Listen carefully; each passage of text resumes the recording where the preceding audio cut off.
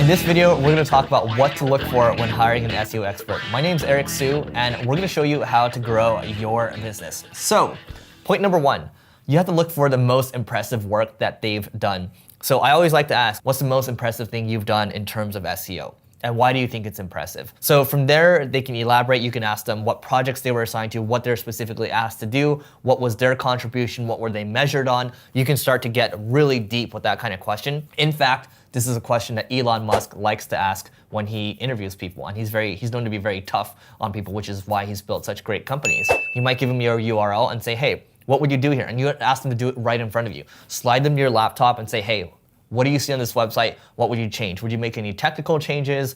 What would you do from an internal linking perspective? What do you think is wrong with our link profile? Do we have some dirty links? Do we need to disavow? What would you do specifically on my site? And from there, you can really evaluate if they know, well, they know what it takes to become successful with SEO. Point number three is I always like to ask for referrals when I'm trying to source talent. So one of the key problems with finding good SEOs is there's a big shortage of SEOs nowadays. So I like asking for referrals all the time because, well, in the marketing space, if you look at, even if you aren't known in the marketing space, if you go to a site like inbound.org, if you go to a site like growthhackers.com, you can get referrals just by looking at the people that are posting there.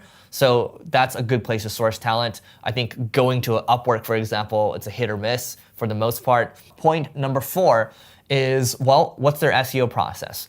Tell me how you approach SEO. What's your 90-day plan? How do you look at it? Do you start with an audit first? What do you do exactly? You want to understand how they think, and you need to understand how they think so you can determine whether it aligns with how your thinking is when it comes to SEO. Last but certainly not least is you have to make sure that you double, triple check on your reference checking. A lot of people will get to the final point and it's like everything passed. They did well on the test. They did well on their SEO process. You're feeling good about them.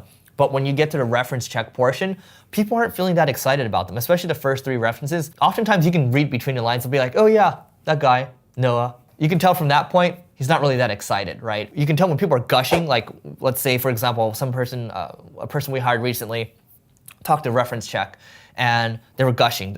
And I said, so how did you feel when that person left? Devastated. Why'd you feel devastated? That person was everything to me. How would you rate that person on a scale of 1 to 10 versus their peers?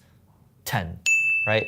I never hear 10s. Maybe sometimes I'll get a 9, but I like asking that question because when someone's at a 7 or 8, okay, great. What's stopping them from being a 9 or a 10? Then you start to realize what their true weaknesses are and if they're really a good fit. The final thing I'll add around reference checking is make sure that you do second order reference checking.